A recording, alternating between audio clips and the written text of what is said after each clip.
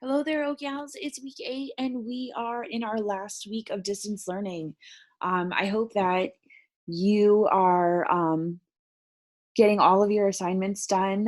You probably want to get as much as you can caught up, especially the last couple of weeks, because we're going to start doing grade cards, and all of your grades are based on your distance learning. So we just wanted to make sure that you guys are getting all of your work done, and after that, you're ready for the summer. I can't believe we've ended the school year this way. It's amazing we've accomplished all of this, but it's been sad because I've missed having you guys with me.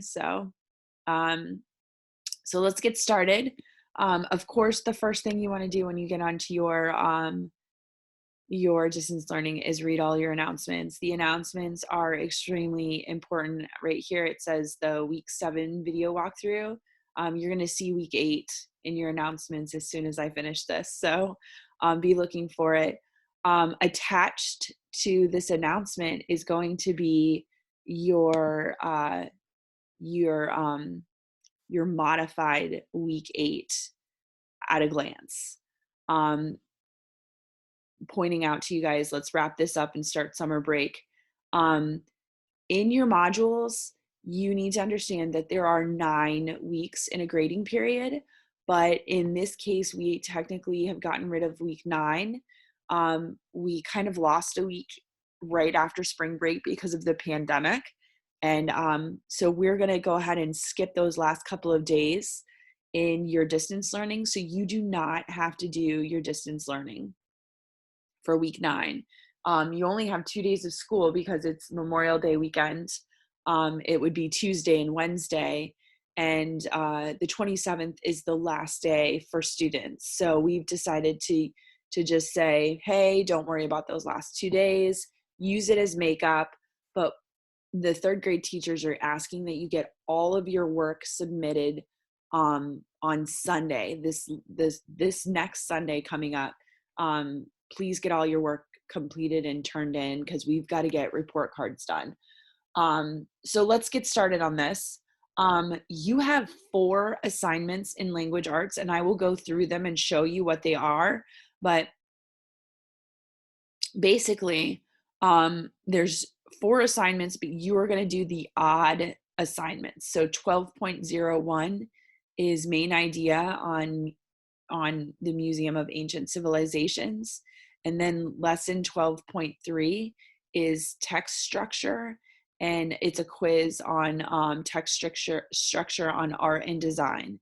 12.02 and 12.04 are optional assignments, and they should be excused in the teacher's grade book. They are in mine.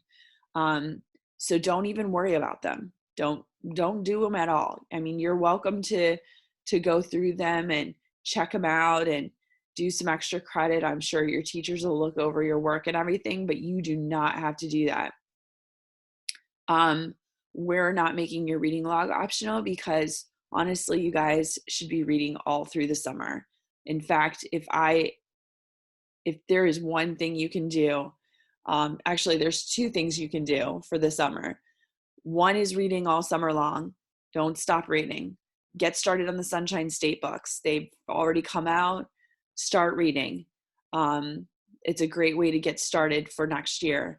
And the other thing that you need to do, because we did not finish this last quarter, you need to be fluent in your math facts. Your multiplication math facts are going to be one of the most important things that you take to 4th grade with you.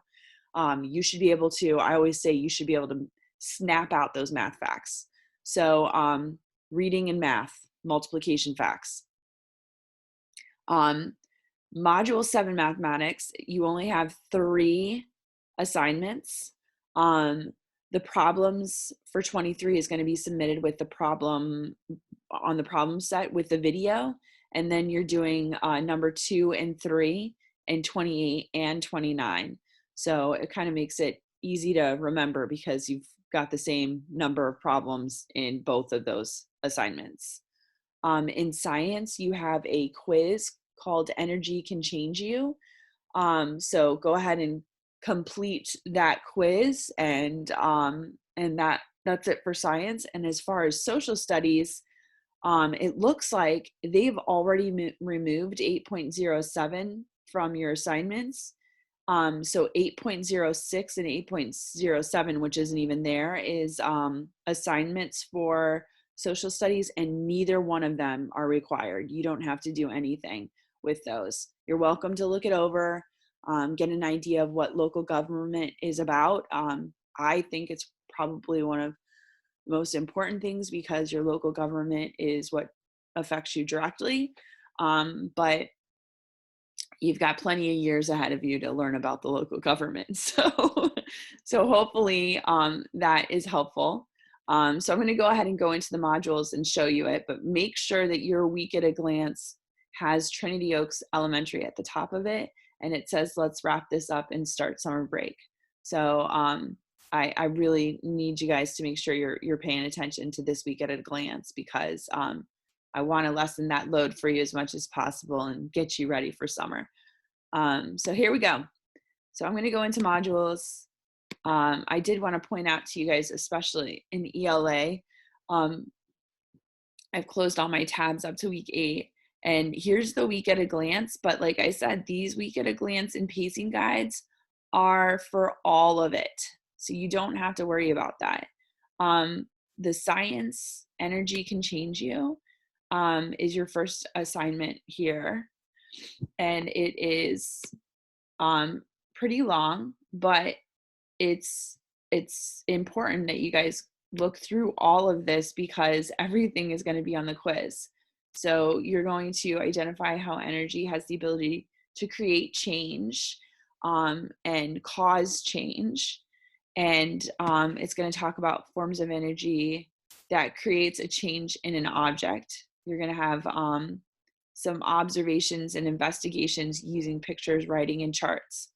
All of these investigations and observations, I want to point out to you, are practice activities. That's what they're called. They're practice activities so that when you get to the very end of this assignment, once you've worked through everything, you can complete this. Energy can change you. It's a quiz. All right. So you're going to be completing a quiz that is probably 10 questions long. There it is. All right. So all of those observations and assignments that are in here are practice. Feel free to do them. They're going to help you do better on the quiz, but understand that in your quiz, you are going to have 3 chances to pass it. If you don't do well on it the first time, you need to go back and read some of the aspects of the text and then go back and take the test so you have a better grade. All right, so moving on. Math, I feel like you've got a pretty good idea of what problems. You're doing this with the video. 28 and 29, you're doing questions 2 and 3. In ELA, the only 2 assignments that you are going to be doing in these assignments is 12.1, which is main idea. And you can see there's a little rocket ship there, and it's going to be a quiz, okay? And you're also going to be going over text structures. We want to make sure and test this because this is kind of a newer concept for you guys. And you guys had done assignments on this last week. As far as 12.2 and 12.4, you are welcome to move through these texts and read all about it. There's some really great information in there. In fact, I guarantee your parent or your teachers would probably allow you to read the texts that are in this and use them for your reading log if you wanted to. But like I said, in the grade book, we're going to have excused in there, and you do not have to do the assignment. So let's go over main idea. One of the things I wanted to show you guys is there are a ton of activities in this assignment because they want you to practice main idea and details as you're moving through. But they're also going to ask you to do writer's workshop. And writer's workshop was started in week 7, but you need to understand that we didn't assign the writer's workshop. We don't want you guys to do the writing piece. You guys have done more than enough writing this semester, this quarter. So you do want to do your context clues, your prefixes and suffixes, and you want to be able to recount the details of the text because these are all things that are going to be in the quiz. All right. So there's going to be some parts of this where you're going to want to have to do those practice pages and make sure that you're working through all of this. Okay. The text is, I believe it is on page 5. Let me see here. Is here it is. When and why. This is accounting for it. Let's see. Maybe it's back here. Oh, this is deep decode. Okay, this is export, context clues. So this is like an activity here that you can do. It's not an assignment you're going to upload. All right, so this is just for practice. Here.